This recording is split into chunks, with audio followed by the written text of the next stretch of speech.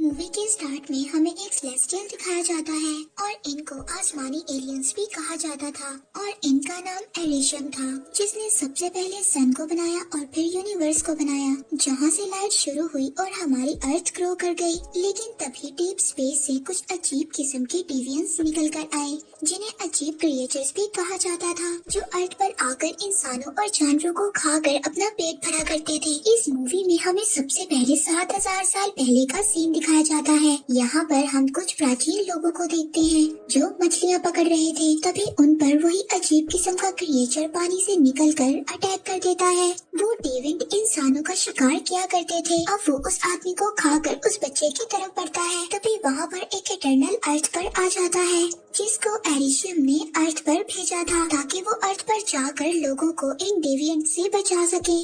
Chris एक बहुत ही powerful eternal था। वो अपनी आंखों से लेजर लाइट निकालकर इन अजीब क्रिएचर्स को मार सकता था और साथ ही वो हवा में भी उड़ सकता था। अभी क्रिस वहाँ पर जब एक क्रिएचर को मारता है, तभी वहाँ पर और भी बहुत सारे क्रिएचर्स आ जाते हैं। फिर वहाँ अर्थ पर सभी इटर्नल्स आ जाते हैं और वो सभी उन अजीब क्रिएचर्स को मार देते हैं। अब इंसान वहाँ पर इटर्नल्स को देखकर डरने लगे थे। तभी वहाँ पर एक इटर्नल सभी इंसानों के माइंड को कंट्रोल कर लेता है। इसका नाम ड्रॉइक होता है। इसके पास ये एबिलिटी थी कि ये इंसानों के माइंड को कंट्रोल कर सकता था और अपनी तरह से मैनेज कर सकता था। और फिर इटर्नल्स इंसानों से दोस्ती का हाथ बढ़ाते हैं। इसके बाद वो अर्थ पर ही इंसानों के साथ रहने लगे थे। अब इटर्नल्स इंसानों के साथ रहने लगे थे और इनकी टेक्नोलॉजी को भी आगे बढ़ाने में मदद कर रहे थे। वो लोग आपस में भी बहुत ज्यादा लड़ा करते थे, मगर ड्रॉइक कभी कभी उनके माइंड को कंट्रोल कर उनको लड़ने से रोक लेता था। मगर सभी इटर्नल्स के लीडर अचैक उसको ऐसा करने से रोक लेती है, क्योंकि सेलेस्टियल्स के लीडर ने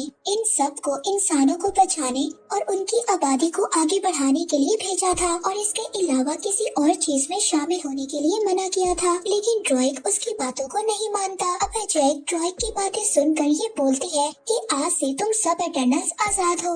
वो उनसे कहती है कि तुम्हें जहाँ जाना है तुम जा सकते हो और तुम अपनी मर्जी के मुताबिक जिंदगी गुजार सकते हो। अब सब लोग इस शहर को छोड़ देते हैं। इसके बाद हमें प्रेजेंट का सीन दिखाया जाता है, जहाँ पर इटर्नल्स को इस दुनिया में आए हुए 7000 साल हो चुके थे, मगर अभी भी किसी इटर्नल की एज ज्यादा नहीं हुई थी। तभी हम एक इटर्नल सर्सी को देखते हैं, जो बच्चों को स्कूल में पढ़ाया करती थी। उसके लेट होने की वजह से उसका फ्रेंड उन सब बच्चों को संभाल रहा था। तभी वहाँ पर सर्सी आ जाती है। वो अपने फ्रेंड से शुक्रिया बोलती है कि उसने इतनी देर तक बच्चों को मैनेज किया। अब जैसे ही सर्सी का फ्रेंड यहाँ से चला जाता है, उसके जाने के बाद वहाँ पर अर्थक्वेक आ जाता है। तभी वहाँ पर बना हुआ एक स्टैचू सर्सी के एक स्टूडेंट के ऊपर गिरने वाला था, मगर सर्सी अपनी पावर से उस स्टैचू को रेत में बदल देती है, क्योंकि सर्सी के पास ये एबिलिटी थी। वो किसी भी मेटल की चीज को सैंड में बदल सकती थी। अब रात को सर्सी अपने फ्रेंड के साथ एक क्लब में जाती है। वहाँ पर हम एक और इटर्नल स्प्राइट को देखते हैं, जिसके पास ये एबिलिटी थी। वो किसी के भी रूप में आसानी से आ सकती थी, लेकिन स्प्राइट की बॉडी को जो भी टच करता था, उसकी बॉडी से लाइट्स निकलने लगती थी, जिसकी वजह से स्प्राइट 7000 साल तक सिंगल ही थी। हम देखते हैं कि क्लब में सर्सी अपने फ्रेंड का बर्थडे सेलिब्रेट कर रही थी। सर्सी के फ्रेंड को उसके बारे में कुछ बातें मालूम थी, जैसे कि सर्सी एक जादूगर है और उसकी उम्र बहुत ज्यादा है। अब वो लोग रास्ते में बातें करते जा रहे थे, तभी वहाँ पर एक क्रिएचर आ जाता है और वो सर्सी के फ्रेंड पर अटैक करने लगता है। तभी सर्सी अपनी पावर से उस क्रिएचर के पाँव को जमीन में फ्रीज कर देती है। सर्सी का फ्रेंड उससे पूछता है कि मुझे बताओ ये क्या है। सर्सी उसे बताती है कि ये क्रिएचर्स हैं। उसका फ्रेंड सर्सी को बताता है कि ये क्रिएचर्स 2000 साल पहले खत्म हो गए थे, फिर ये कहाँ से बच गया। अब वो क्रिएचर अपने आप को सन से छुड़ा कर वहाँ से भाग जाता है। फिर सर्सी और स्प्राइट उस क्रिएचर का पीछा करने लगते हैं। सर्सी का फ्रेंड भी सर्सी की तरह जंप करने की कोशिश करता है, लेकिन उसे ऐसा नहीं हो पाता। अब सर्सी उस क्रिएचर को डिस्ट्रैक्ट करने की कोशिश करती है, लेकिन वो क्रिएचर डिस्ट्रैक्ट नहीं होता और वो स्प्राइट पर अटैक कर देता है। तभी वहाँ पर एक क्रिस आकर उस क्रिएचर को इंजर्ड कर देता है, लेकिन वो देखते हैं कि वो क्रिएचर खुद को हील करने की एबिलिटी रखता था और ऐसी पावर्स इटर्नल के लीडर एजेक के ही पास थी।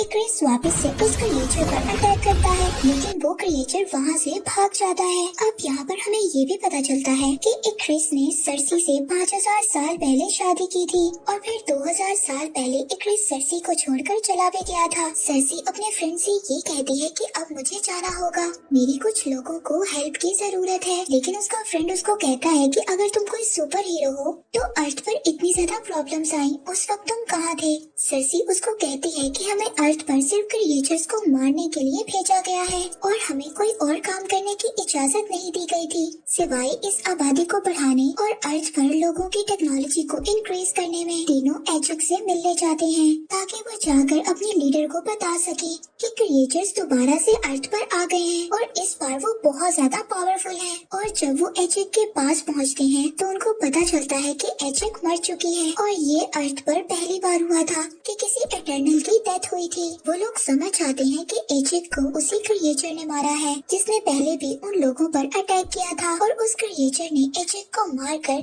उसकी सारी पावर्स ले ली है। हम देखते हैं कि एजेक के गले से एक पावरफुल स्टोन निकलता है और वो स्टोन सर्सी की बॉडी के अंदर चला जाता है, यानी कि एजेक ने मरने के बाद सर्सी को इटर्नल्स का लीडर चुना था। अब सर्सी एरिशियम से बातें कर सकती थी।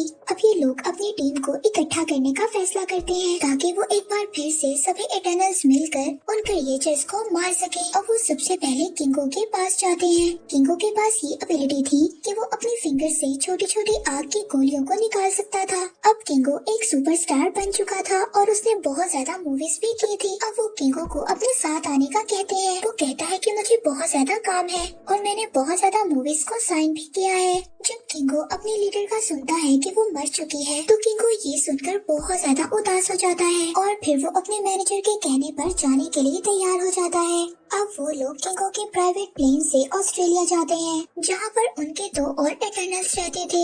अब वो लोग जब वहाँ पर पहुँचते हैं तो देखते हैं कि एक बहुत बड़ा क्रिएचर मरा हुआ है। किंगो का मैनेजर उसको कहता है कि ये क्रिएचर्स तो बहुत खूबसूरत हुआ करते थे। किंगो अपने मैनेजर को कहता है कि क्या तुम्हारा दिमाग खराब है?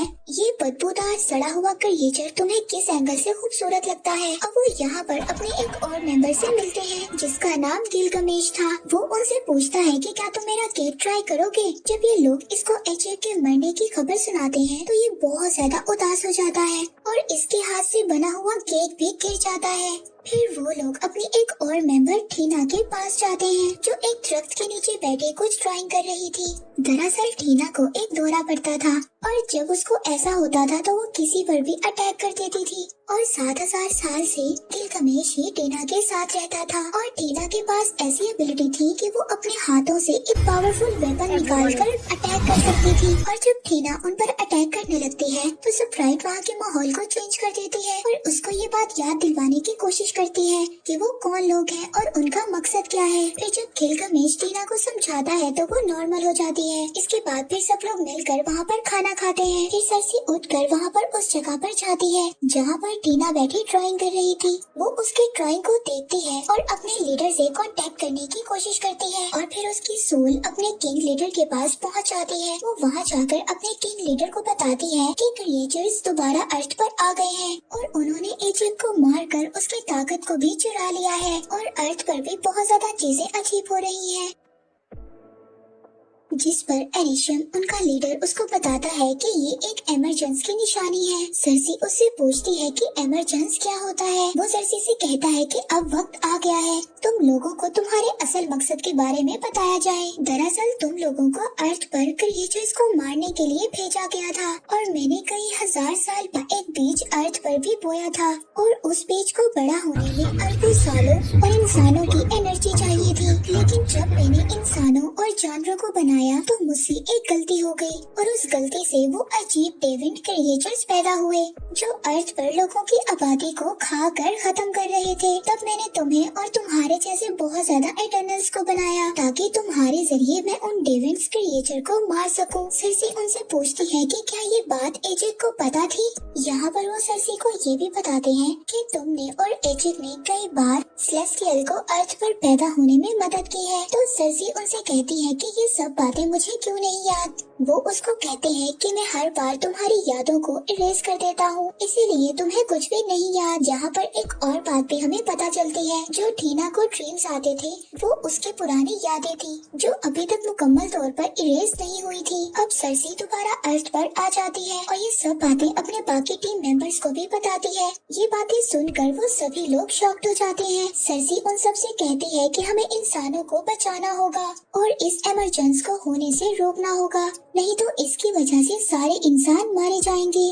तभी इक्रिस कहता है कि हमें बाकी लोगों को भी ढूंढने जाना होगा और फिर सब लोग जब हम मिल जाएंगे तो ये फैसला करेंगे कि हमें आगे क्या करना होगा। अब वो लोग अमेज़न के जंगलों में जाते हैं जहाँ पर ड्रूइग रहता था और वो जाकर ड्रूइग को सारी बातें बताते हैं, मगर ड्रूइग उनके साथ जाने के लिए तैयार नहीं था। अब वहाँ पर बहुत सारे क्रिएचर्स उन पर अटैक कर देते हैं। वहाँ पर किंगो अपनी एबिलिटी से अपनी फिंगर से फायर करता है। स्प्राइट किंगो के मैनेजर को बचाने की कोशिश करती है। अभी क्रिस वहाँ पर एक क्रिएचर से मुकाबला करता है। तभी वो क्रिएचर एक क्रिस को नीचे गिरा देता है और उसकी पावर्स लेने की कोशिश करता है, लेकिन वहाँ पर तभी गिलगमेश आ जाता है और अपने हाथों से एक जोरदार पंच मारता है। गिलगमेश के पास ये एबिलिटी थी कि वो अपने हाथों को एक बहुत ही मजबूत हथौड़े के तौर पर इस्तेमाल कर सकता था।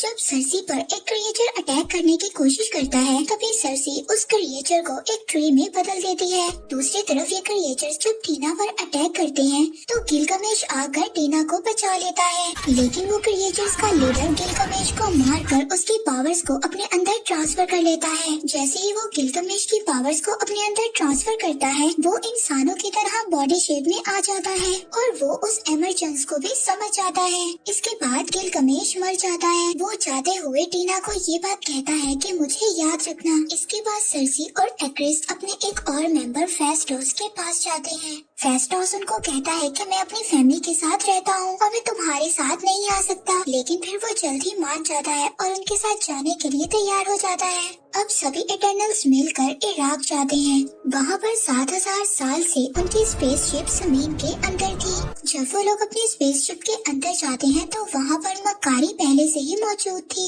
मकारी उनकी वो मेंबर थी जो बोल नहीं सकती थी, लेकिन बिजली से ज्यादा तेज दौड़ सकती थी। फिर फेस्टोस वहाँ पर एक ऐसी टेक्नोलॉजी बनाता है जो सभी इटर्नल्स अपनी पावर्स को यूज कर उस इमरजेंसी को रोक सके। वो उनको कहता है कि अगर क्रिएचर्स हमारी पावर्स को यूज कर सकते हैं तो हम भी सभी अपनी पावर्स को इकट्ठे इस्तेमाल कर सकते हैं। फेस्टोस के पास ये एबिलिटी थी। वो एक बहुत ही सहीन इंजीनियर था जिसने इंसानों की टेक्नोलॉजी को आगे बढ़ाने में मदद की थी। अब वहाँ पर सरसी ने जो लॉकेट में स्टोन पहना हुआ था वो चमकने लगता है। इस बात से सरसी को एहसास होता है कि इमरजेंस होने वाला है। फेस्टोस मकारी से कहता है कि तुम जाकर पता करो कि इमरजेंस कहाँ पर होने वाला है। अब मकारी पूरे अर्थ पर घूमकर इमरजेंस का पता लगा लेती है कि इमरजेंस कहाँ पर है। तभी वहाँ पर इक्रिस फेस्टोस की टेक्नोलॉजी मशीन को तोड़ देता है। इससे ये बात पता चलती है कि इक्रिस ने ही एजेक को मारा था। एजेक भी यही चाहती थी कि ये इमरजेंसी रुक जाए क्योंकि वो भी इंसानों को पसंद करने लगी थी। इक्रिस ने इसीलिए एजेक को भी मार दिया था। जब एजेक ने इक्रिस को ये बात बताई थी कि इमरजेंसी होने वाला है और हमें सभी इटर्नल्स को इकट्ठा करके उनको बताना होगा, तब इक्रिस ने एजेक को उन क्रिएचर्स के आगे फेंक दिया था। उन क्रिएचर्स ने एजेक को मारकर उसकी पावर्स को ले लिया था। जब एजेक मर गई थी तो इक्रिस दोबारा से उसको उसके घर में छोड़ देता है। इक्रिस से जब ये लोग वजह पूछते हैं तो वो उनको बताता है कि मेरी जिंदगी दी हुई एरिशम की है और अगर तुम लोगों को भी मुझे मारना पड़ा तो मैं तुम्हें मार दूंगा। और ये सब कहकर इक्रिस वहाँ से चला जाता है और उसके साथ स्प्राइट भी चली जाती है। अब किंगो भी वहाँ से जाने वाला था। वो कहता है कि इक्रिस की हेल्प के बिना हम कुछ भी नहीं कर सकते और किंगो भी ये सब कहकर वहाँ से चला जाता है। अब उन तीनों के वहाँ से जाने के बाद और बाकी जो इटर्नल्स वहाँ पर बचे थे उनकी पावर्स काफी नहीं थी इमरजेंसी को रोकने के लिए। तभी फेस्टोस सरसी से कहता है कि जो तुम्हारे अंदर पावर्स है वो तुम्हें और एरिशम को साथ में जोड़ तोड़ सकती है। वो कहता है कि हम एक यूनिबैंड बना सकते हैं जिससे वो एमरजेंस रुक जाएगा। अब वो सर्सी का स्टोन लेकर उससे एक बैंड तैयार करता है और फिर वो लोग अपने स्पेसशिप को लेकर उस जगह पर पहुंच जाते हैं जहां पर एमरजेंस स्टार्ट होने वाला था। वहां पर इक्रिस और स्प्राइट दोनों एमरजेंस को होते हुए देख रहे थे। तभी वहां पर बाकी इटर्नल्स भी आ जाते हैं उस एमरजेंस को रोकने के लिए। उस एमरजेंस से एक बहुत ही बड़ा सेलेस्टियल जो दुनिया के लिए बहुत ज्यादा खतरनाक था निकलने वाला था। अब वो लोग वहाँ पर अपने अपने बैंड को कनेक्ट करते हैं ताकि वो अपने पावर्स को यूज कर उस एमरजेंस को रोक सके। वहाँ पर इक्रिस ड्रूइड को उठाकर पीछे फेंक देता है। ये सब देख कर मकारी बहुत ज्यादा चीखती चिल्लाती है और वो इक्रिस को इतना ज्यादा मारती है कि इक्रिस ने 7000 साल में इतनी ज्यादा मार नहीं खाई होगी।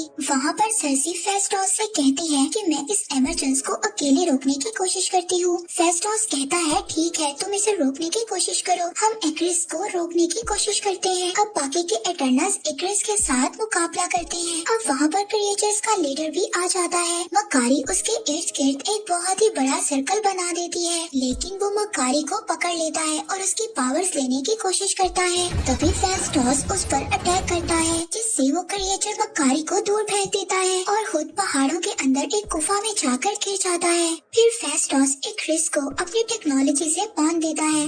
दूसरी तरफ सर्सी जब एमरजेंस को रोक रही होती है, वहाँ पर स्प्राइट आकर एक चाकू से उस पर स्टैब कर देती है और कहती है कि मुझे इंसानों की जान नहीं बचानी। मैं 7000 साल से अर्थ पर हूँ, मुझे ये कभी भी नहीं पता चला कि प्यार क्या होता है और फैमिली किसे कहते हैं। तभी ड्रूइड वहाँ पर आ जाता है और स्प्राइट के सर पर अटैक कर देता है। दूसरी तरफ हम थीना को देखते हैं जिसको पास्ट की बातें परेशान कर रही थी और वो डेविन क्रिएचर गिलगमेश बनकर उसकी पावर्स लेने की कोशिश कर रहा था। लेकिन तभी टीना को होश आ जाता है। वो अपनी पावर से एक बहुत ही खतरनाक वेपन्स पैदा करती है और तभी उस क्रिएचर के टुकड़े कर देती है। हम देखते हैं कि एमरजेंस शुरू हो गया था और आहिस्ता आहिस्ता सेलेस्टियल के हाथ बाहर आने वाले थे। सर्सी अपनी पावर से उस सेलेस्टियल को रोकने की कोशिश कर रही थी। तभी इक्रिस भी छूट जाता है और सर्सी को मारने के लिए चला जाता है, मगर तभी उसको सर्सी के साथ बिताए हुए मोमेंट्स याद आने लगते हैं और फिर इक्रिस भी उनके साथ मिलकर उस एमरजेंस को रोकने में उनकी मदद करता है। अब एमरजेंस रुक जाती है और वो सेलेस्टियल और वो कयामत सेलेस्टियल पैदा होने से पहले ही मर जाता है और फिर इक्रिस आखिरी बार सर्सी को देखता है